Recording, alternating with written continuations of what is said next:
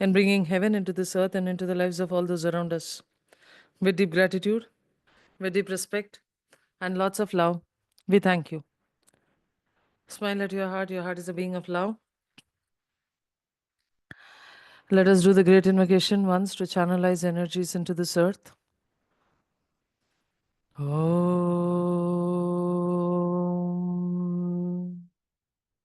Om. Om.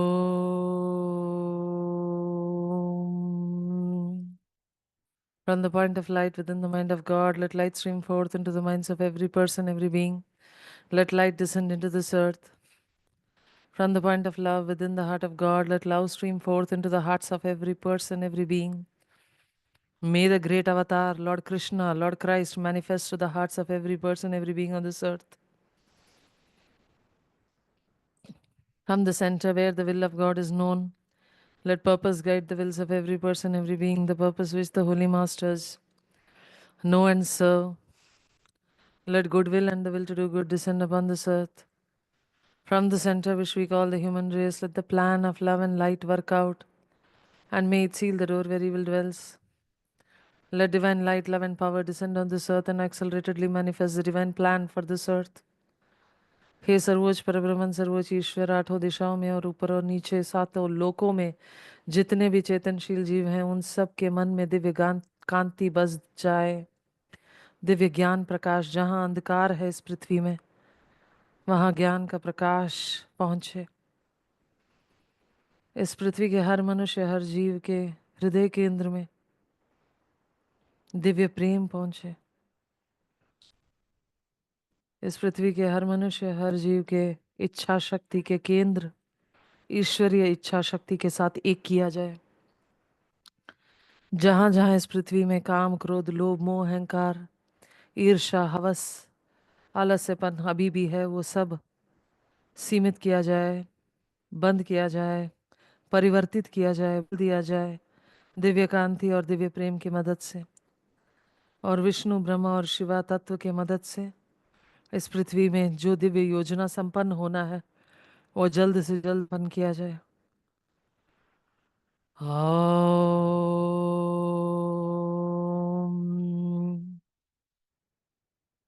Om.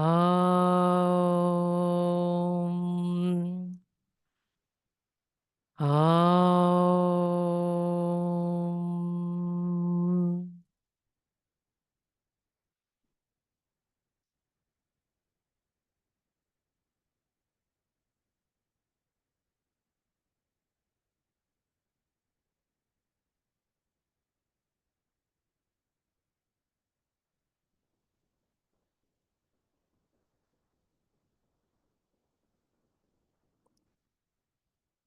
Let us continue from where we left on the light on the path.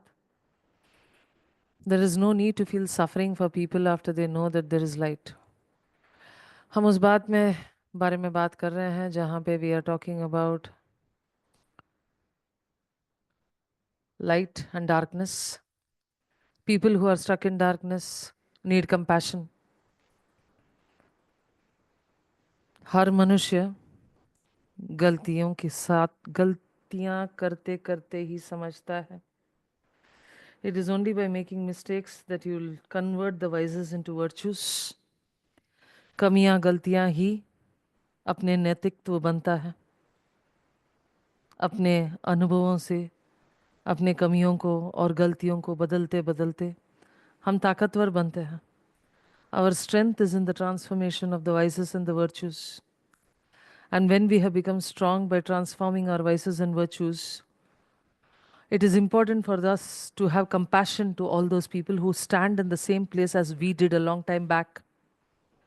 कई युगों पहले, कई सालों पहले, कभी इसी जन्म में, कई जन्म पहले जो हमने गलती किया है, वैसे बहुत लोग हमारे सामने अभी भी गलती कर रहे होंगे। लेकिन ये सब विकास के मार्ग में सिर्फ एक सीढ़ी है। This is what has to be understood, that compassion is required for all the people who are immersed into the darkness. वो सब लोग जो अंधकार में डूबे हुए हैं, जो अज्ञानता के अंधकार में डूबे हुए हैं, उनके तरफ हमें सहानुभूति, करुणा और दया दिखाना होगा। क्यों? क्योंकि हम भी एक समय उसी अज्ञानता के अंधकार में फंसे थे, और तब किसी ने हमें मदद किया, किसी ने हमें सहानुभूति दिखाया, हमें करुणा और दया दिखाया, तब जाके हम विकास करके जो भी स्थिति में है, जो भी हालात में है, वहाँ तक पहुँच पाए। So it is simply like this, their darkness is so great that they really do not know what causes them so much suffering. जो इंसान इस अज्ञानता के अंधकार में फंसा हुआ है, उसको समझ ही नहीं आता है कि संघर्ष और दुख किस बात की हो रही है, क्यों हो रही है। इतना ज़्यादा अंधकार है कि उसे दिखता ही नहीं है अपनी गलतियाँ। So what is required is compassion. इन लोगों के लिए परमात्मा करुणा और दया की ऊर्जा भिजवाते रहते हैं। There is no need to feel the suffering for people after they know that there is light. If you know that there is light, you don't have to feel the suffering any longer. अगर आपको पता चल जाए, एहसास हो जाए कि कहीं पे प्रकाश है, अगर आपको बस इतना एहसास हो जाए कि इस अंधकार के बाहर एक ऐसा उज्जवल दुनिया है जिसमें जाके हमारा सब संघर्ष और दुख खत्म हो सकता है, इस समझ से ही इंसान को अपना दुख, आप समझ लीजिए, आधा से ज़्यादा खत्म हो जाता है। Those who have seen even a little light are making progress. जो थोड़ा बहुत भी इस रोशनी को, प्रकाश को देख चुका है, वो अपने जिंदगी में आगे बढ़ना शुरू कर दिया। Those who have seen even a little light are making progress in the things of which men in the world have not caught a glimpse. इस दुनिया में 99% लोग ऐसे हैं जिन्होंने उस रोशनी को, उस प्रकाश का कोई एहसास नहीं, कोई अनुभव नहीं उनके जिंदगी में। They have not even felt it at all. If such a man is seen to be suffering, it is recognized that he is breaking down the wall quickly, and that is good for him and that he is able to do it. ऐसे जो इंसान अज्ञानता के अंधकार में फंसा हुआ है, जब वो संघर्ष कर रहा है, जब वो दुखी है, जब वो दुख में डूबा हुआ है, तो समझो ये दुख उसके उस दीवार को तोड़ने के लिए उसके जिंदगी में पहुंचाया गया है. It is good for him. The suffering is good. Please understand. Suffering is not always bad. Suffering is good because God loves you. God loves you. That is why sometimes you have a lot of enemies. God loves you because He wants you to understand that it is by forgiving that you are forgiven. ईश्वर हमें बहुत प्रेम करते हैं, बहुत चाहते हैं. कैसे पता चलता है? जब हमारी ज़िंदगी में ऐसे दुख और दर्द कभी कभी आता है और इतने सारे दुश्मन होते हैं जिनको माफ़ करते करते हमारा विकास होता है, क्योंकि माफ़ करने में ही हमें माफ़ी मिलता है, और दुख का सामना करते करते हमारा विकास ज़रूर होता है. It is only when a challenge is given that you are able to get up and show your strength and courage. जब तक कोई संघर्ष, कोई चैलेंज, कोई चेतावनी हमारे सामने नहीं आ पहुंचता है, तो हमारे अंदर जो ताकत है, जो साहस है, उसका प्रदर्शन नहीं हो पाता है. So it is only in the form of suffering that sometimes you understand that the divine is actually helping you to progress. Blame them not. Okay? So we are looking at the notes on Rule 20 by Master Hilarion now. Blame them not. Blame them not. Nobody is to be blamed for my suffering. Nobody is to be blamed for whatever is going on in my life. That is the first thing I have to do. Yes. There are situations, I have attracted it based on what I have done in the earlier times. कुछ हालात, कुछ स्थिति जिससे हम गुजर रहे हैं, ये हालात और स्थिति हमारे ज़िंदगी में अपने बीते हुए कल के कर्म के अनुसार ही आए हुए हमें, और हम किसी के तरफ उंगली नहीं उठा सकते और बोल नहीं सकते हैं कि इसके कारण मेरा कुछ दुर्दशा हुआ है, मेरा कुछ नुकसान हुआ है. Blame them not. You cannot point fingers. There is no point in blaming. Otherwise, the world lives on the blame game.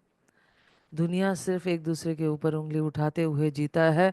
Blame them not. That is the whole idea. It is useless to blame anybody for being what he habitually is. जो हम हैं उसके लिए हम कैसे किसी और को दोषी ठहरा सकते हैं? ध्यान से सुनिए बात. जो हम हैं, हम उसके लिए कैसे किसी और को दोषी ठहरा सकते हैं? What you are, it is what you are habitually. If you are angry, for example, अगर मुझे गुस्सा है, if I am angry, how can I say that the other person is the reason for my anger? If I am irritated, how can I say the other person is reason for my irritation? If I am pained, how can I say somebody else is reason for my pain? How if I am sad, how can I say somebody else is reason for my sadness? देखिए बात यह है ना, emotional body की एक आदत सी हो जाती है, एक इंसान नहीं तो दूसरा इंसान को ढूंढ लेता है जिसके ऊपर दोष डालो और बोलो कि इसके कारण मैं दुखी हूँ, इसके कारण मैं गुस्से में हूँ, इसके कारण मैं इरिटेटेड में हूँ। यस, मैं इरिटेशन में हूँ, अब मैं चिड़चिड़ा हूँ। There is only the emotional body which is used to something. आपका भावनात्मक शरीर को एक आदत सी बन जाती है किसी एक फीलिंग, कोई चटपटा चीज को बार बार बार बार एक्सपीरियंस करने का, और वो आदत आप हो, और उस आदत के लिए एक मुर्गा चाहिए, है ना, एक टारगेट चाहिए। You please understand that there is a habit that the emotional body is going through. Like the emotional body likes, let's say, chatpata things, like to eat in a certain taste, with a certain more salt, more spice kind of thing. So that is like what the emotional body likes. That is what you are. Similarly, the emotional body likes to get angry, the emotional body likes to get irritated, the emotional body likes to get feeling pain, feels that, oh my God, if I feel pain and sadness, somebody will take care of me. So it is the wanting of the emotional body, and you just blame somebody else to say, my emotional body felt like this. Blame them not.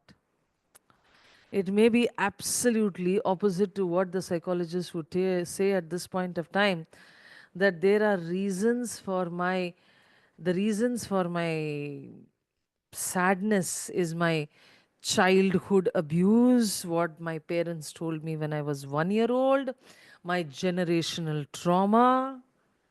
अक्सर हम कहीं ना कहीं किसी न किसी रूप से हम दूसरों को दोषी ठहराने की कोशिश करते हैं। कभी माँ बाप होते हैं, कभी हमें जायदाद में मिला हुआ ट्रॉमा या दुख होता है, जो अक्सर इंटरनेट में आजकल चलता है, generational trauma. Yes, but the whole thing is you have an emotional body and you have brought this emotional body from a previous birth. Whatever is the reason, there is a habit for this emotional body. इस भावनात्मक शरीर और मनोमय कोश की एक आदत होती है, उस आदत को बदलने की ज़रूरत है, उसका प्रयास करना पड़ेगा और उसका टूल्स देना पड़ेगा. It is important to give the emotional body and the mental body the tools for it to change its habit. The habit which it has brought with us through many incarnations. कई जन्मों से ये आदत उसके साथ आया है. क्या जब हम किसी और को हीलिंग करते हैं तो ये हैबिट बदल सकता है क्या? ये प्रश्न बहुत पूछा गया प्रश्न होता है. देखिए, इसका आंसर कुछ ऐसा है. Now the answer for this is, does healing change another person's habit? If this is the question that most of the people are asking, then the answer is something like this. There is a seed of anger. Let us consider person, there is a seed of anger. Because there are situations or whatever, you blame anything, that anger has a tendency to grow into a tree. It becomes such a strong tree that the person sees the whole world through that screen of anger, or this whole tree is clouding his vision, that he sees the whole world through this anger. देखिए, ऐसा है कि इंसान के अंदर एक बीज है, उसका इमोशनल परमानेंट सीड में एक बीज है जिसको गुस्सा बोलता है. यस, एल्बर्ट पिंटो को गुस्सा क्यों आता है, कहाँ ढूंढे? अरे उसके इमोशनल परमानेंट सीड में जाके ढूंढो. उस बीज के अंदर गुस्सा है, गुस्से का बीज है. ओके सॉरी, गुस्से का बीज है. और ये गुस्से का बीज वातावरण के अनुसार या जो भी हालात है, जो भी उसको आप अच्छा लगता है, ऐसे ही चीज़ें अच्छा लगता है, वो आकर्षित करता है. और ये बीज जो है एक बहुत बड़ा पेड़ बन गया, और ये पेड़ इतना घना हो गया कि एक पर्दा जैसे बन गया उसके आंखों के सामने, कि वो उस दुनिया को देखना चाहे तो ये गुस्से के इस पर्दा या पेड़ के द्वारा ही देखे, और इसके द्वारा ही सब उसके तरफ चीज़ें आए. तो हीलिंग क्या करता है यहाँ पे? हीलिंग क्या करता है? पेड़ काटता है. क्या बीज खत्म कर सकता है? देखिए, पेड़ जब काटते हैं हम गुस्से का, मेरा बात ध्यान से सुनिए, हम जब पेड़ काटते हैं गुस्से का, तो वो इंसान को थोड़ा सा सुनना शुरू करेगा। उसको जाके बोलो कि यार फॉरगिवनेस कर लो, बोलेगा ठीक है कर ही लेता हूँ। उसको जाके बोलो कि जाके कोई दान पुण्य का काम करके आओ, कोई अनाथ आश्रम जाओ, बोलेगा अच्छा ठीक है कर लेता हूँ। जब वो बोलता है ठीक है कर लेता हूँ, तो वो अच्छा कर्म बनाता है। वो अच्छा कर्म अच्छे बीज होते हैं। ये नया बीज बोना शुरू कर दिया है, तो उसका नया दिशा में उसका उन्नति शुरू हो गया। ऐसे हीलिंग काम करता है। हीलिंग इंसान के अंदर जाके घुस के जो बीज उसके पिछले जन्म के हैं उसको पूरे तरीके से खत्म नहीं कर सकते हैं। हाँ, कुछ हीलर्स हो सकते हैं जो महान है, जैसे साईं बाबा है या जीसस है, या इतने महान संत जो पैदा हुए हैं, जो अपना इन जीवात्मा से नहीं आत्मा से काम करता है, और आत्मा और परमात्मा की ऊर्जा सबकी बीज को भी परिवर्तित कर सकती है। लेकिन आम तौर पे एक हीलर इतना तो कर सकता है कि वो एक पेशेंट के अंदर जो गुस्सा है, जो चिड़चिड़ापन है, जो घृणा है, जो नफरत है, उसके पेड़ काट सकते हैं। और जब पेड़ कटता है तो वो इंसान एक अच्छा कर्म करने के लिए अपने आप को आगे बढ़ाता है। Okay, let's do this in English again. I hope you're understanding the point. What does healing do? Healing will cut down the trees. Yes, healing will cut down the trees. Okay. There is a no, ma'am. I don't know what this means, but I think it's not understood. Is that what you're saying? Healing will cut down the trees. What will healing do? The trees of anger, the trees of hatred, the trees of irritation, the trees of frustration, the trees of pain, the trees of sadness. There are trees which grow from our seeds. Now, these trees can be cut down with healing. When you put brilliant violet and you say disintegrate, disintegrate, disintegrate, all anger, irritations, frustrations, negative lower emotions, panic reactions, sadness, irritation, सब नष्ट किया जाए, तो पेड़ को खत्म कर रहे हैं, राइट? क्यों रोज हीलिंग करना होता है? क्योंकि क्यों रोज हीलिंग करना होता है? Why do we have to keep disintegrating on a daily basis? Because पेड़ जो बीज है ना, और उसका जड़ जो बन गए है ना, वो कभी भी पेड़ बढ़ सकता है। जैसे for example, if you have a green grass area where there are trees, you cut the trees and the next rainfall, the trees will start growing very, very, very fast after the rain. And when the rain stops, in between two rains, the growth will be very heavy. Hello, are you understanding my point? खड़पतवार हो या पेड़ हो, जब बारिश नहीं है आपने उसको काटा, फिर बारिश होने लगी, तो एक बारिश और दूसरे बारिश के बीच में वो खड़पतवार और पेड़ इतने तेजी से बढ़ने लगेंगे, ऐसे लगेगा कि कोई काम ही नहीं हुआ। Hello, are you understanding my point? So this cutting down और clearing the area is what is healing. Healing is to clear the area, to clear, clear, clear, clear, clear, clear, clear. कब तक करेंगे? जब तक वो इंसान अपने आप से कुछ सकारात्मक कर्म नहीं बना देता है। Till when will we keep doing the healing? So when you heal the person is ready to listen to you. When you heal the person is ready to listen to you. And when the person listens to you, give them the right direction. Ask them to donate, ask them to do something, ask them to do something positive, so that the direction of their life will change into something positive. That is how healing works. I hope you understand my point. Okay? So blame not anybody, for there is a habit within you. That is the level of evolution. कोई इंसान जिसको दुख है, वो किसी और को दुख का कारण नहीं ठहरा सकता है, क्योंकि उसके भावनात्मक शरीर का उन्नति इतना ही हुआ है, उसका विकास इतना ही हुआ है कि उसको दुख अच्छा लगता है, दुख महसूस होता है, दुख अच्छा लगता है. It is a habit rather. That is as far as he has got. The person has come to the point of evolution only to the point that the emotional body still likes to feel sadness, likes to feel anger, likes to feel irritated. That is the point to which the evolution has brought him or her. If he falls below his average level, we may reasonably say, you know that this is wrong, you ought to have not done that. अगर वो इंसान अपना एक basic level होता है ना, इससे नीचा, इससे नीचे, इससे नीच नहीं बनता है. यस, इससे नीच उसका कोई हरकत नहीं बनेगा. सो आपको मालूम है हर इंसान का, और आपका खुद का भी मालूम है कि इससे नीचे हम नहीं जाएंगे, है ना? तो अगर हम उससे नीचे जाएंगे तो हम ज़रूर हम खुद को या दूसरों को पूछ सकते हैं कि यार तुमसे तो ये एक्सपेक्टेशन नहीं थी. We did not expect this out of you because there is an average level that you maintain. There is an average anger that you get into, but not this much. But there's an average sadness that you get into, but not this much. एक average होता है ना, हर इंसान अपना एक threshold तक पहुंच गया है, एक विकास तक पहुंच गया है, उतना ठीक है, लेकिन उससे नीचे जाए तो वो गलत बोल सकता है. And it may possibly help him not to do it again. And if we tell him that this is wrong, he will be made aware that this should not be done again. अगर हम उस इंसान को इतना ही बोल दें, भाई तुमसे तो ये उम्मीद नहीं थी कि तुम ऐसे चिल्लाएगा या तुम ऐसे गुस्सा करेगा, तो ऐसे हम भूलने से कुछ गलत नहीं होगा. उस इंसान को बस एक आईना दिखाएंगे जिसके वजह से वो वापस ऐसे ही गलती नहीं कर बैठेगा. When we tell a person that, you see, I didn't expect that this much, this is what you're going to do because I expected you're a gentleman, or you're like this or like that or whatever, then that person is, when he is told or shown his originality, he will make sure that he does not fall down deep into the ditches again. I hope you're understanding my point. But the level where a man habitually is shows where he is in evolution. एक मनुष्य जहाँ पे खड़ा है, जैसे जैसे आप समझ लीजिए कोई पहाड़ चढ़ रहे हैं. इस पिक्चर में आपको दिख रहा है ना, कई सारे लोग पहाड़ चढ़ रहे हैं. इस पहाड़ में कई सारे लोग अलग अलग अलग अलग पॉइंट में खड़े हैं. सबको तो पहाड़ चढ़ना ही है, लेकिन कोई शुरुआत में खड़ा है, कोई 25% रास्ता चल लिया है, कोई 50%, कोई 75%. Now, can you see this picture in front of you? There are people who are trying to climb a mountain. Somebody is only at the base of the mountain. Somebody is gone 1/4 of the distance. Somebody has gone half the distance. Somebody has gone 3/4 of the distance. Somebody has reached the pinnacle.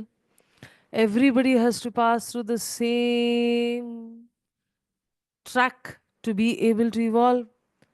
And however far back he is, there is nothing to be gained by blaming him. अगर कोई इंसान अभी चढ़ ही रहा है इस पहाड़ को, उसको दोषी ठहरा के हम क्या करने वाले हैं? A person who is only starting on his phase of evolution, who is just learning from his mistakes, he's a child. जैसे if you think that a person who is 45 years old is admonishing or giving advice to a child who is 5-year-old and giving all his experience to the 5-year-old child and expects the 5-year-old to understand, this is stupidity. क्या होता है, कहीं 40-50 साल का इंसान चाहता है कि 5 साल का बच्चा उसके इस पूरा ज्ञान जो उसने पूरे जीवन में लिया है, उस ज्ञान को समझे और उस समझ के अनुसार वो ठीक से बर्ताव करें, वह ऐसे शैतानी ना करें. ये हम बोलते ही हमें नहीं लगता है ये तो बेवकूफ़ी है. Yes, it would be as foolish as to blame a child of 5 years because he is not 10 yet. एक 5 साल के बच्चे को तुम बोल रहे हो कि यार तुम 10 साल के बच्चे जैसे क्यों नहीं बिहेव करते हो, ये मूर्खता ना करो. Yes, everybody is standing in a point of evolution because they're all going up. Everybody is going up. Everybody is going up. सब ऊपर ही चढ़ते जा रहे हैं. मनुष्य, सब हर एक मनुष्य जो है विकास के मार्ग में आगे बढ़ ही रहा है. आज जो कर रहा है, जैसे हमने लास्ट क्लास में भी देखा था, we saw that there was one example of a person who swindled a lot of money, controlled a lot of people by paining them, by cheating them. Then he becomes an army general and then he learns to control people that way. And in the next birth, you know what he becomes? He becomes a spiritual person. It is a very quick growth. He becomes a spiritual leader who is capable of controlling people or capable of guiding people into the right direction. Capable of guiding people into the right direction. There is no point in blaming somebody for not evolving. Blame them not. Shrink not from them. This is very important. Please listen to me. But try to lift a little of the heavy karma of the world. Shrink not. जो गलत कर रहा है उससे अपना मुंह मत फेरो. But bless. Wish good. Wish that one day they will understand. And जल्द ही जल्द हो जाएगा, क्योंकि पृथ्वी हमारा ये हालात में आ रहा है कि कर्म का भी साइकिल बहुत तेज़ी से आगे बढ़ रहा है. And the energy cycle is also very very rapid, that you will see transformation on this earth within 1 year, within 2 years, when you bless them. Blessings will take effect very fast because we have come into a state of evolution where the blessings can come about very fast. Try to lift a little of the heavy karma of the world. इस पृथ्वी के बोझ को उठाने का कोशिश करो. Shrink not from them. Just don't run away from the people who have fallen down, who have done mistakes. Maybe you know, don't need to talk to them, but at least forgive them. At least bless them. At least wish good for them. At least wish that they will learn their lessons. At least heal them silently. At least heal them silently. उनके जो गुस्सा है, चिड़चिड़ापन है, डर है, जो अविश्वास है, जो भी है, उसको heal करें. Shrink not from them, but try to lift a little of the heavy karma of the world. Give your aid to the few strong hands that hold back the powers of darkness from obtaining complete victory. Okay. Give your aid to the few strong hands. The few strong hands are the Paramatmas, the Nirmanakayas, the Holy Masters. कितने हैं? Theosophy के अनुसार कुछ 55 या 60 लोग ही हैं जो पूरे पृथ्वी को चलाते हैं, जीवन मुक्ता. कुछ 55 या 60 लोग थे. ये 100 साल के पहले की किताब है. और इस पृथ्वी को चलाने वाले परमात्मा कुछ और 25-30 लोग होंगे. तो कुल मिला के कुछ 100 के अंदर अंदर कुछ गिनती लिखा होता है थियोसॉफी में, जो इस पृथ्वी को चलाने वाले जो कंधे हैं. और यहाँ पे इस किताब में बोला जाता है कि उन कंधों को, उन लोगों को मदद करो ताकि अज्ञानता का अंधकार या अंधकार का जो ताकत है इस पूरे दुनिया को लपेट न ले.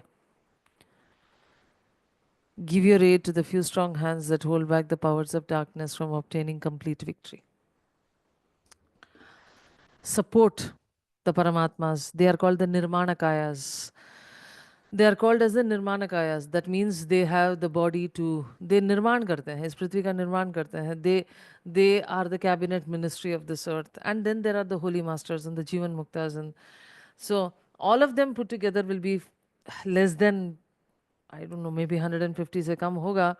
Yes, but उन लोगों को, we have to try and help those people, those beings who are actually trying to lift the burden of the earth.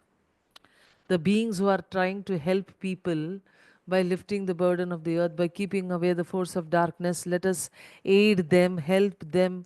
Even doing the great invocation on a regular basis is helping to keep the darkness away. Don't do it as a ritual. Do it by visualization. See it, feel it. जब हम बोलते हैं, from the point of light within the mind of God, let light stream forth into the minds of every person, every being. Let light descend on this earth. Visualize it, visualize it. कल्पना करो. कल्पना शक्ति असली शक्ति होती है. जितने ज़्यादा लोग एक ही तरीके से कल्पना करना शुरू करें कि उन निर्माण काया और सर्वोच्च परब्रह्मन के मन से इस पृथ्वी के हर कण कण में दिव्य कांति आके पूरा अज्ञानता के अंधकार को मिटा रहा है. इस कल्पना में बहुत शक्ति है. And when it is done combinedly together, it is very, very powerful. Here the few strong hands refer to the great white brotherhood. यहाँ पे जो बोला गया है कि वो जो लोग को मदद करो जो इस पृथ्वी के विकास में मदद कर रहे हैं, it refers to all the Paramatmas, the Nirmanakayas, the initiates, the holy masters. The struggle is not against the devil, nor must we think of the black magicians as holding the powers of evil. यहाँ पे हमारा जो संघर्ष है शैतान के साथ नहीं है, या कोई काला जादूगर के साथ नहीं है जो शैतानी तत्व को अपने अंदर रखा हुआ है. ऐसे इंसान के साथ नहीं हम लड़ रहे हैं या संघर्ष कर रहे हैं. It is the overpowering strength of matter which is meant here by the power of darkness. यहाँ अज्ञानता का अंधकार का मतलब है कि माया का वो पर्दा जो हमें सच्चाई को देखने नहीं देता है, उस माया को खत्म करने की शक्ति दे हे प्रभु. May we be able to overcome the illusion, the maya, that is matter, that is the strength of illusion in matter. The strength of illusion in matter is which we have to overcome as the darkness. Our help in the effort to overcome them is needed and is calculated upon, and it is part of the scheme. इस माया से ऊपर उठने के लिए हमारा मदद और हमारा कोशिश. बहुत ज़रूरी है. It is part of the scheme. Divya योजना का एक अंग है ये, या एक पार्ट है. It is part of the divine plan that our help will help the great great ones, the Nirmanakayas, to help the darkness to be removed from the earth. There are only a few strong hands helping at present because of our humanity has yet not evolved. Very few adepts are available. मनुष्य, मानवता का विकास इतना हुआ नहीं है. इस कारण कुछ ही लोग हैं, यहाँ तो गिने चुने लोगों की बातें हो रही है, जो इन परमात्माओं को, निर्माण काया को मदद करने के लिए अपने अंदर क्षमता पैदा किए हैं. Not many people have become adepts or holy masters or Jivan Muktas to be able to help the Paramatmas to achieve the overpowering of the strength of matter, which is called darkness. The Logos has based his plan on the idea that as soon as there are those who understand it, they will cooperate with it. परब्रह्मन ने ऐसे योजना बनाया कि जैसे ही कुछ लोग बन जाएंगे जो उसकी उस दिव्य योजना को समझ पाएं, वो लोग उस योजना के साथ हाथ बटाएंगे और उस योजना को बहुत तेजी से आगे बढ़ाने में मदद करेंगे. That is the whole idea. There is a plan. There is a divine plan. The Supreme God is waiting for the people to make themselves competent to be able to understand the divine plan. And the moment you start understanding the divine plan, you become this better instrument to be able to accelerate the divine plan. जैसे ही आप दिव्य योजना को समझना शुरू करोगे, आप एक ऐसे बेहतरीन साधन बन जाओगे जो इस दिव्य योजना को बहुत तेजी से आगे बढ़ा पाए. Notes on Rule 20 by Master Hilarion. Then do you enter into a partnership of joy which brings indeed terrible toil and profound sadness, but also a great and ever increasing delight. Okay, now this statement is paradox. बिल्कुल opposites लिखा है इस पे statement में. इस statement को वैसे पढ़ के तो कोई confuse हो ही जाए.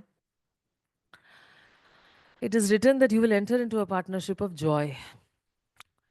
हम लोग ऐसे जुड़ जाएंगे खुशी के साथ.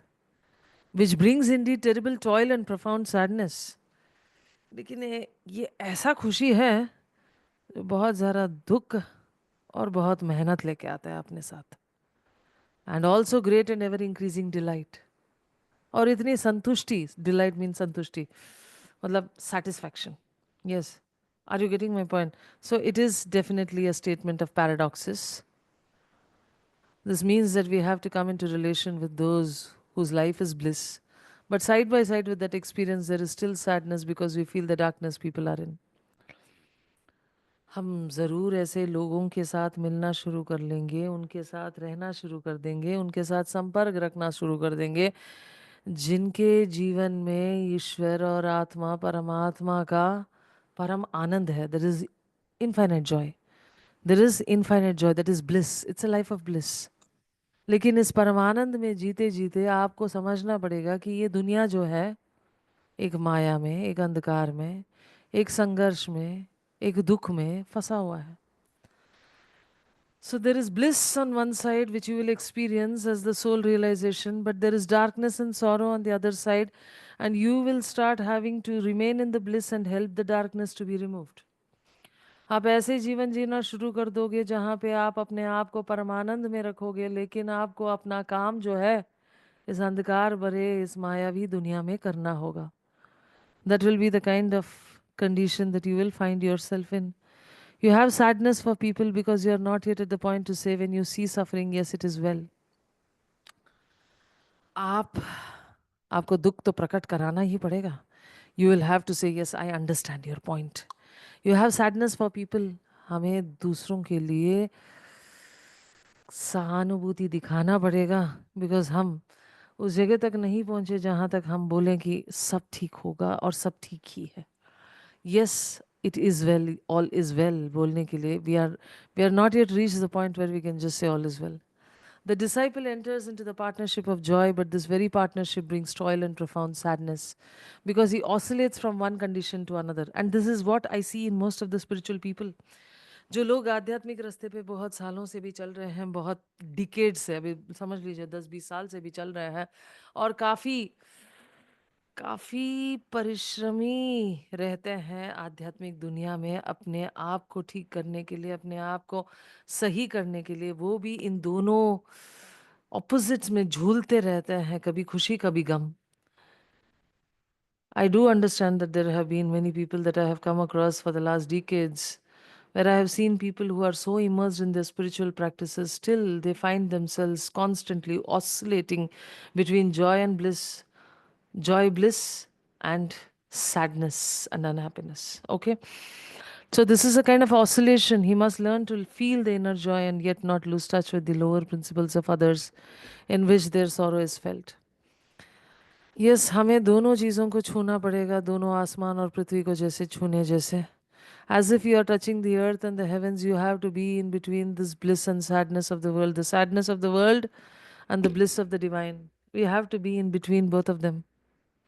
He must feel that too, but must not be overwhelmed by it. ऐसा हालात हो हमें कि हम लगातार अपने आप को परमानंद में महसूस करें और इस पृथ्वी के दुख को हम मदद करें कि लोग दुख से और इस माया से बाहर निकले, लेकिन ये दुख और माया हमें नुकसान ना पहुंचाए, हमें कोई हलचल ना पहुंचाए, हमें छुए ना.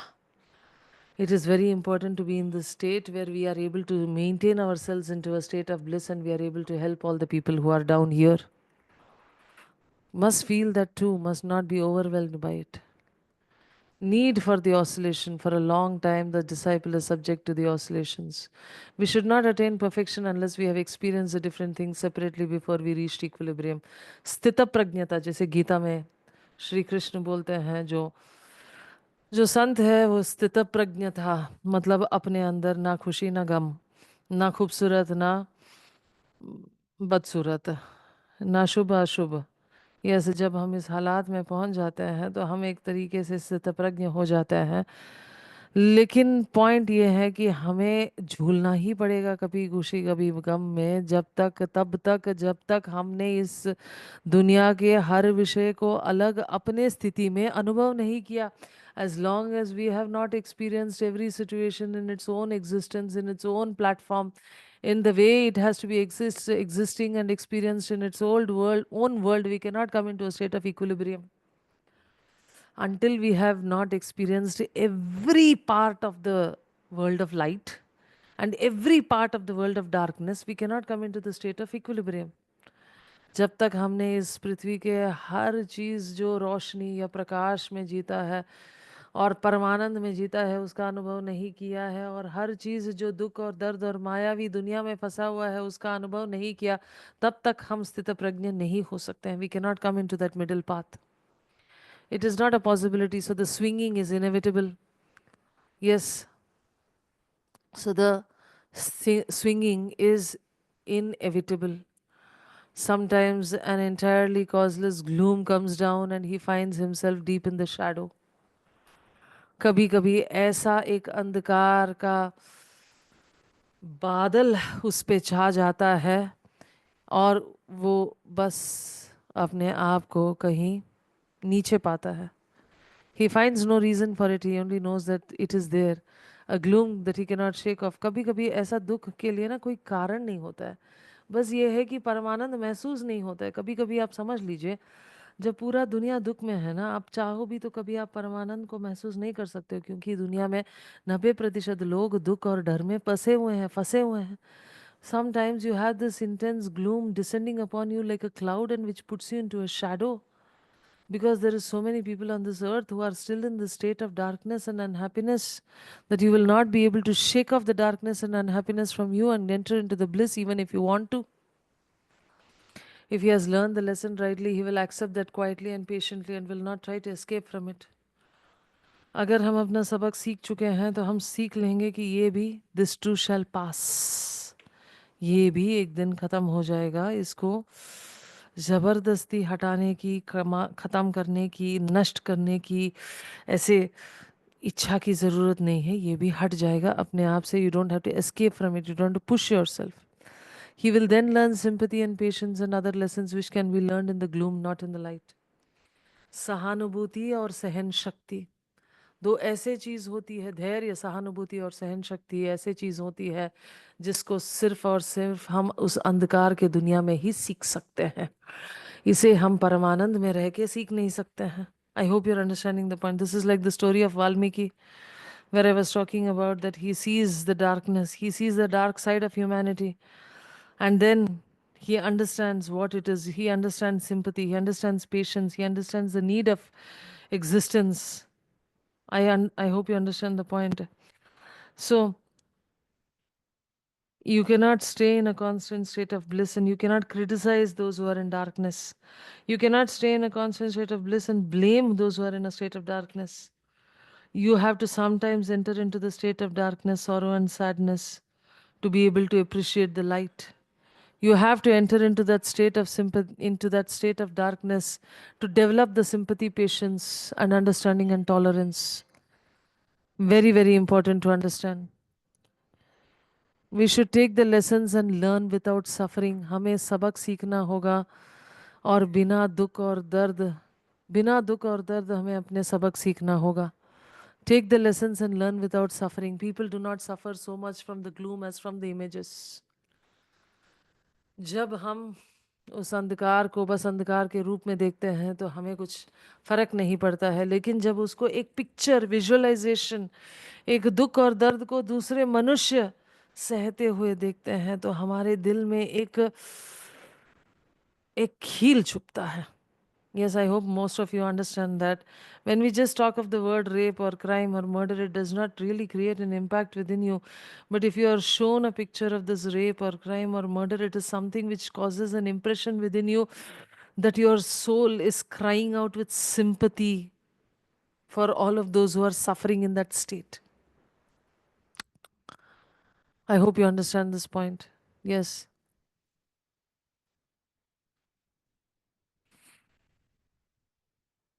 Like a child afraid of the dark, we fill the darkness of the soul with shapes of horror.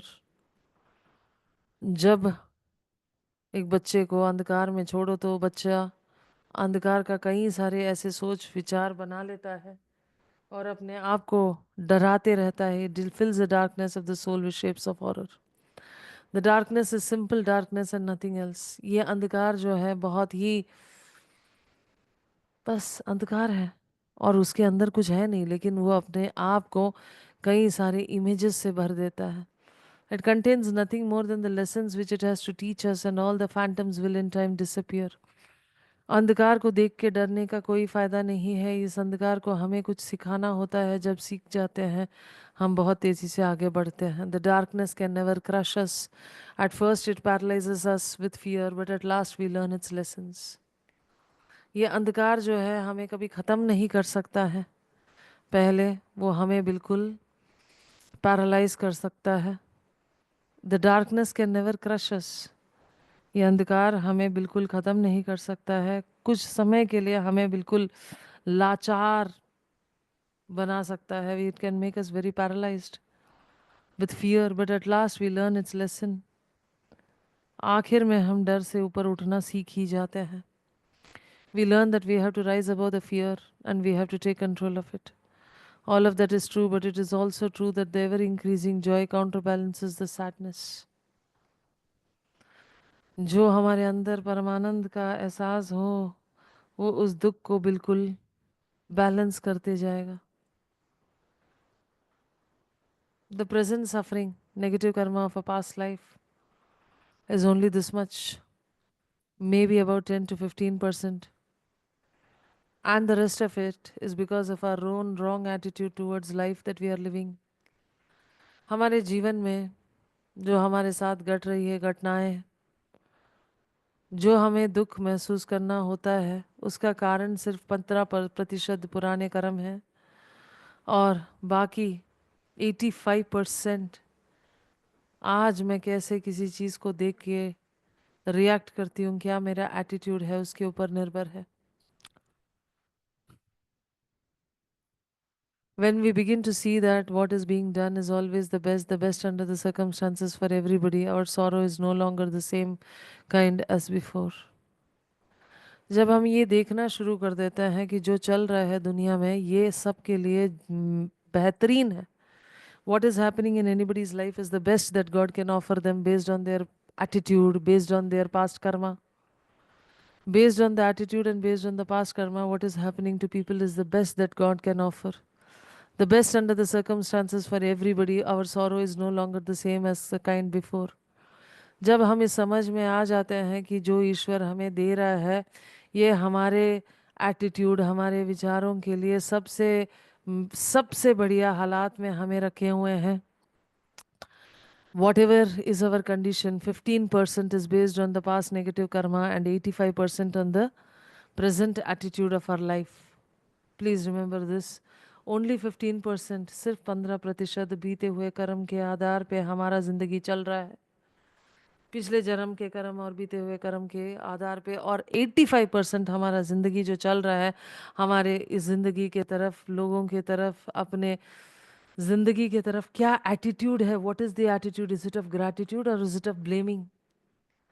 क्या हम दूसरों को दोषी ठहराते रह रहे हैं या हम हर चीज के लिए शुक्राना बोल रहे हैं?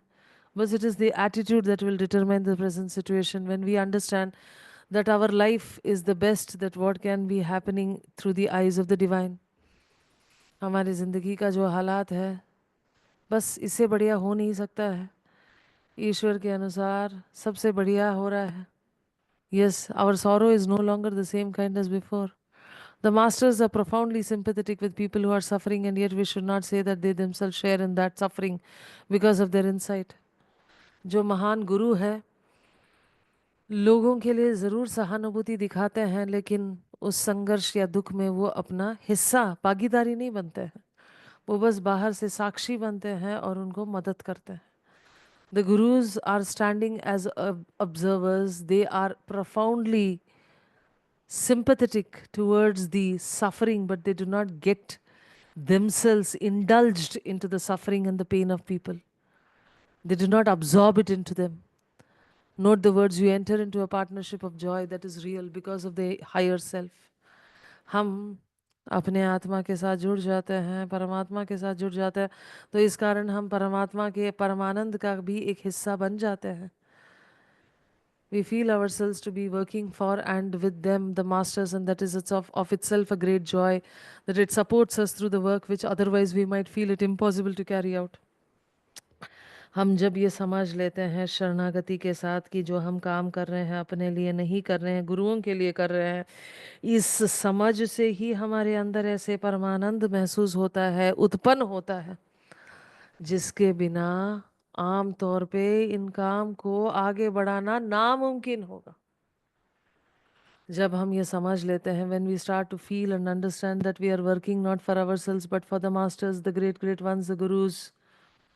We are not working for ourselves, we are working for the masters, the great ones, the Paramatmas. Then all the suffering is completely lost. It is completely dissolved. Otherwise, to do such a work will be impossible. Okay, just a moment. We'll just change the PPT.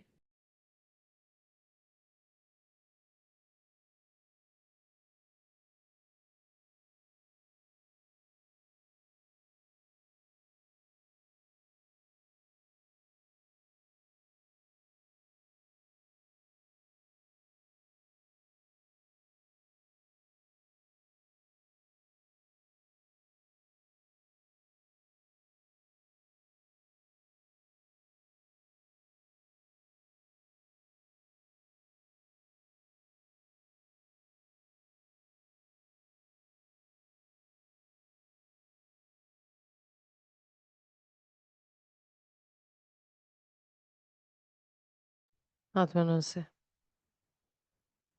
We are almost reaching to the end of this book study, the last couple of PPTs, one and one more. So, rule 21. Look for the flower to bloom in the silence that follows the storm, not till then. It shall grow, it will shoot up, it will make branches and leaves and form buds, while the storm continues, while the battle lasts. but not till the whole personality of the man is dissolved and melted, not until it is held by the divine fragment which has created it as a mere subject for grave experiment and experience, not until the whole nature has yielded and become subject unto its higher self can the bloom open. This is the original statement of the Rule 21. Let us go into understanding this. Then will come a calm such as comes in a tropical country. Okay, it's continued. Then will come a calm such as comes in a tropical country after heavy rain, which nature, when nature works so swiftly that one may see her action. Such a calm will come to the harassed spirit, and in the deep silence, the mysterious event will occur, which will prove that the way has been found. Call it by what name you will. Abhi khatam nahi hua. We are on the same rule. We will just go to the explanation. Just a moment. Call it by what name you will. It is a voice that speaks where there is none to speak. It is a messenger that comes, a messenger without form or substance. Or it is the flower of the soul that has opened. It cannot be described by any metaphor, but it can be felt after, looked after for, and desired even amid the raging of the storm. Let's go to the commentary. The blooming of the flower is the development, the unfoldment of the soul.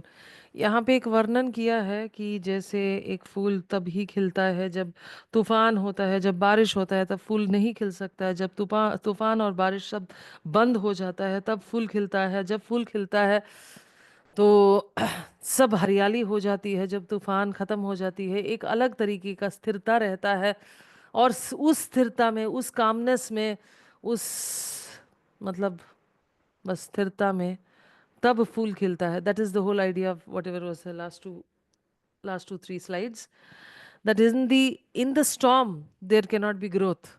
In constant chaos there cannot be growth. When the storm, the hurricane, the storm has stopped, then the trees will grow, the branches will shoot, then there will be constant blooming of the flowers. Then it will happen so fast. Then the constant blooming of the flowers will happen, that there will be a strange sense of calmness when all of this is going to happen. It is after the storm that this can happen. That's the whole idea. The blooming of the flower is the development, the unfoldment of the soul. यहाँ पे जब फूल खिलने की बात चल रही है, ये आत्मा की खिलने की बात चल रही है. The blooming of the flower is the unfoldment of the soul. The worst feature of sorrow and suffering down here is the feeling that one is helpless. The tufan or the storm which we are talking about is the suffering of humanity. When all this suffering is over, the true soul blooms. Yes, the worst feature of the sorrow and suffering down here is the feeling that one is helpless. यहाँ पे इस पृथ्वी में जब हमें दुख से गुजरना होता है तो हमें लगता है कि हम लाचार हैं, कोई है नहीं हमें मदद करने. People engage in all sorts of struggles and in many cases think that they are predestined to fail. लोग कई सारे संघर्ष और दुख से गुजरते हैं और सोचते हैं हमें तो नुकसान ही पहुंचना है, हमें तो नुकसान ही पहुंचना है. They will say, I've heard of certain people making rapid progress, but there is no chance for me. They are hopeless about it because they do not know. लोग दूसरों को देख के कभी कभी सोच सकते हैं कि दूसरे इतना तेज़ी से उन्नति कर रहे हैं, लेकिन मेरे लिए तो कुछ तरीका ही नहीं है, मैं तो आगे पढ़ ही नहीं सकता हूँ. They are hopeless about it because they do not know. Sometimes people look at others who are successful, who have progressed. Sometimes people just look at people who are successful, who are progressing so rapidly in their life, and they would see them and think, oh my God, how will I ever be able to achieve this kind of a progress? And they feel hopeless about it, and they do not know that there is a possibility always. We can never again have that feeling when once the soul has unfolded itself. जब आत्मा की रोशनी, आत्मा की मार्गदर्शन, आत्मा का प्रकाश, आत्मा परमात्मा से जो प्रकाश लेता है वो इन शरीरों से गुजरते हुए इस जिंदगी में मार्गदर्शक बन जाता है, तब हमें ये एहसास नहीं होगा. We will never again have the feeling of helplessness. when once the soul has unfolded itself, because we know when we become the knower, जब हम जान लेते हैं कि हम अकेले नहीं हैं, कब आ सकता है अपने अंदर स्थिरता? जब विश्वास हो. When can the fear be completely eliminated? When there is faith. When can the fear be completely eliminated? Only through faith. डर को खत्म करने का एक ही रास्ता है, वो है विश्वास. डर को खत्म करने का एक ही रास्ता है, एक ही तरीका है, वो है विश्वास. Otherwise, fear is a part of our existence.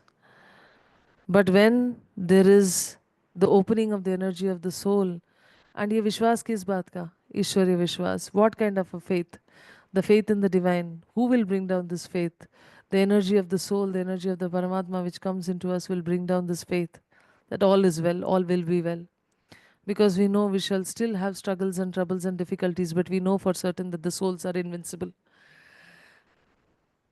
एक मनुष्य जिसका आत्मा का रोशनी उसके जीवन में आना शुरू हो गया, वो अपने जीवन के संघर्ष में, अपने दुख में डूब नहीं जाता है. उसको तब भी पता है दिस टू शैल पास, ये भी गुजर जाएगा, ये भी खत्म हो जाएगा, क्योंकि ऐसा ही होना है. It is not that the person whose soul has awakened, whose soul has brought down the energies of the Paramatma and the Parabrahman into the Jivatma will not go into a state of sorrows and sufferings. It is only that that person will understand that there is always light. That person knows that the souls are invincible. The person knows there is no death of the soul. The person knows that only the bodies can be eliminated. The suffering is only for the body, it is not for the soul.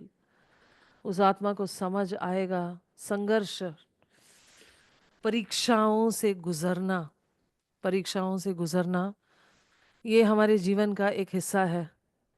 The soul goes through tests and trials and struggles, but the soul which goes through the tests and trials and struggles and who is not affected by it is the soul which has blossomed in the light of the divine.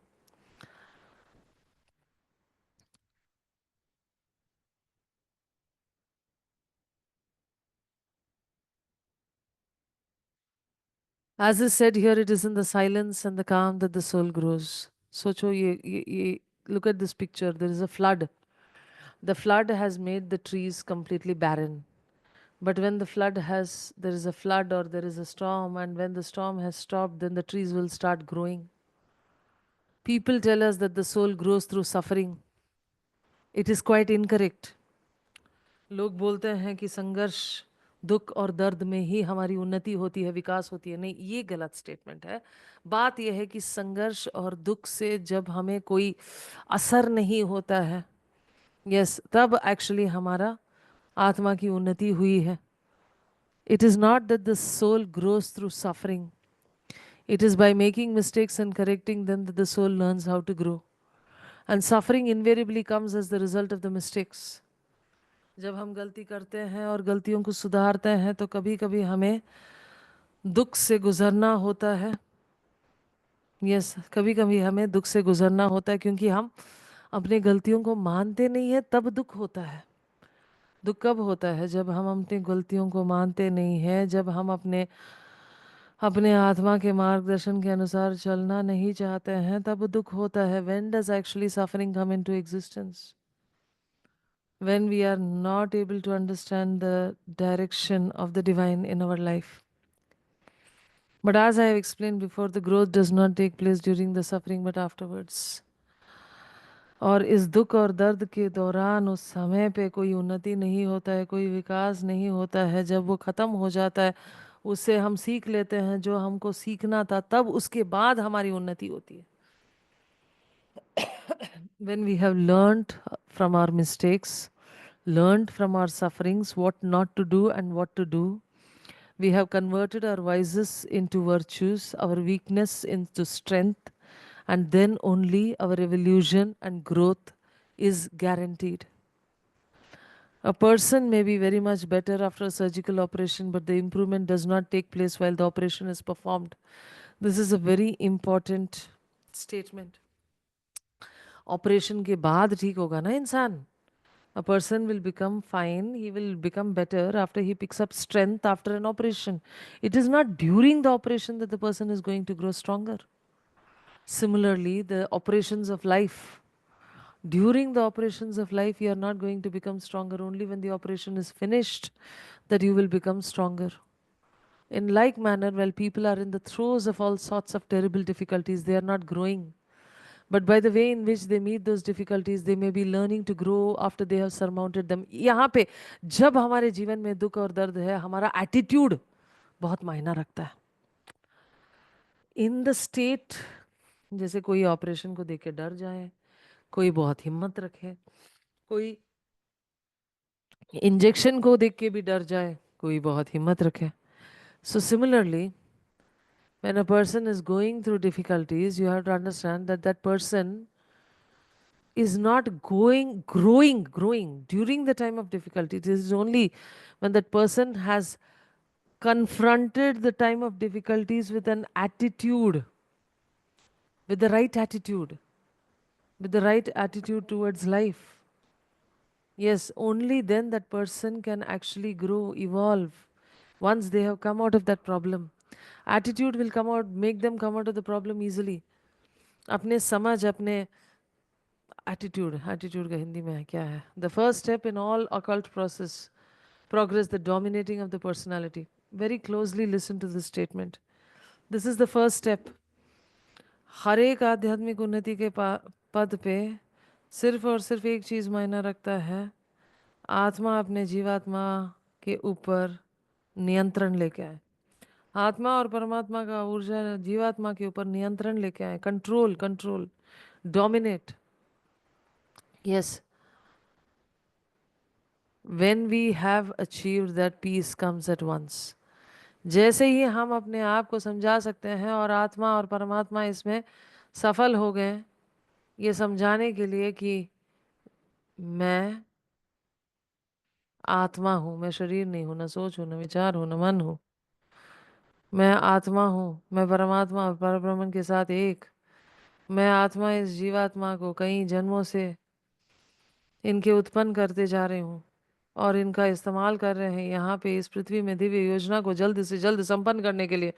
I am the body, I am not the body, I am not the thoughts, I am not the emotions, I am not the mind, I am a spiritual being of divine light, love and power, and I am one with my higher soul, one with the divine spark or Paramatma. I am a child of God and I am connected one with God and I am one with God and I am one with all. That is the reality. When that reality is understood by us by the domination of the higher soul, dominating over the personality, in that atmosphere there will be peace, and in that peace we will grow. Yes, when we have achieved that, the peace comes at once, and we then find we have been living in the midst of an atmosphere of peace and did not know it. हम सब लोग उस आत्मा के शांति और परमानंद के बीच में ही जी रहे थे, लेकिन हमने अपने आप के लिए एक तूफान खड़ा कर दिया था अपने एटीट्यूड से, अपने सोच और विचार से. हम लगातार उस आत्मा के ऊर्जा में ही तो जी रहे थे, लेकिन हमने अपने सोच विचार से हमने अपने लिए ही एक तूफान खड़ा कर दिया.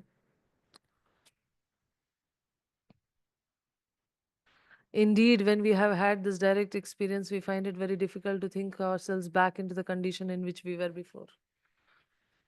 जब हम अपने आत्मा का अनुभव कर लेते हैं, it's a direct experience. When we have a direct experience with the Guru, with the Atma and the Paramatma, whenever you have a direct experience, you have direct experience when you come to retreats, because that is one place where you are constantly talking about the divine, and the soul has been thirsting for that experience of peace.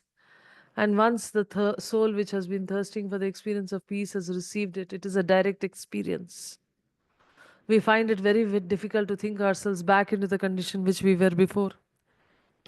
एक बार अपने जिंदगी में इस तरीके से हमारा सीधा अनुभव हो जाए आत्मा परमात्मा के साथ, खास करके जब हम रिट्रीट्स में जाते हैं, तो हमें ये अनुभव ज़रूर एक बार तो होती ही है.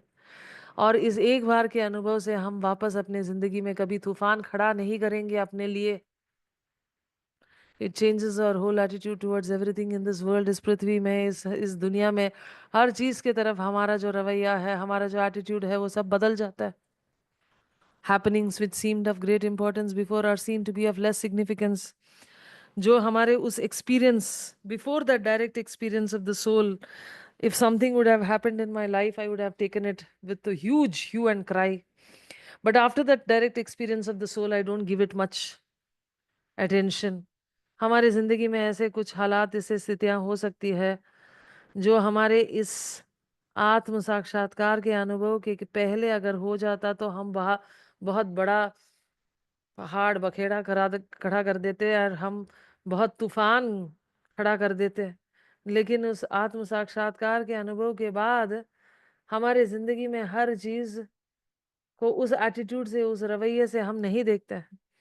Now that we know the great inner truth of the life which really matters, the outer life which does not matter takes its proper place. जब हम अपने आंतरिक सच्चाई को समझ लेते हैं तो हम बाहरी दुनिया को इतना ज़्यादा ध्यान नहीं देते हैं. We do not actually fret over the outer world because it is the inner world that we have to keep constantly changing. Yet we have to remember that most people whom we meet are still where we were before we had the expansion of consciousness. कई लोग हमारे दुनिया में वहीं पे होंगे जो हमारे साथ थे पहले भी और अभी है हमारे पास है. वो लोग हमारे इस आत्मा और परमात्मा के अनुभव के पहले भी हमारे जीवन में थे और उसके बाद भी हमारे साथ हैं. And it becomes a little difficult not to lack sympathy with them because they are pursuing will o' the wisps. We forget that until yesterday we were doing the same. और हमें उन लोगों को देख के इतना गुस्सा आता है, इरिटेशन आता है कि यार ये भूल भुलैया जैसे एक ही चीज बोल रहा है, इसको समझ क्यों नहीं आ रहा है. और हम भूल जाते हैं कि एक दिन, हम कुछ ही दिनों के पहले हम भी उन्हीं के हालात में थे. When we have experienced the direct experience of the divine at one point of time, and we see the other people who have been in our life earlier and are there now and who are going around beating around the bush and trying to do the same mistakes again and again and not learning from their mistakes, we get so irritated with them sometimes and think, why are they doing such a stupid thing, such a silly thing? And we forget that we were also doing the same stupid and silly thing yesterday. Okay, let's take a break here. We will come back tomorrow. Put your hands at the heart, namaste position, smile at your heart. Your heart is a being of love. We thank the Supreme Parabrahman, the Divine Father, Divine Mother, my spiritual teacher, and all spiritual teachers, all the great, great ones, all the Buddhas, Bodhisattvas, Archangels, Holy Angels, spiritual helpers. Thank you for the purification, strengthening, empowerment, upgradation, alignment to be able to fulfill our part in bringing heaven into this earth and into the lives of all those around us. Thank you, thank you, thank you for the infinite, priceless downpour of blessings. Deep, deep gratitude, deep respect, and lots of love. We thank you. Atma Namaste to all of you. Thank you for being with us in this session. We salute the divinity within each one of you.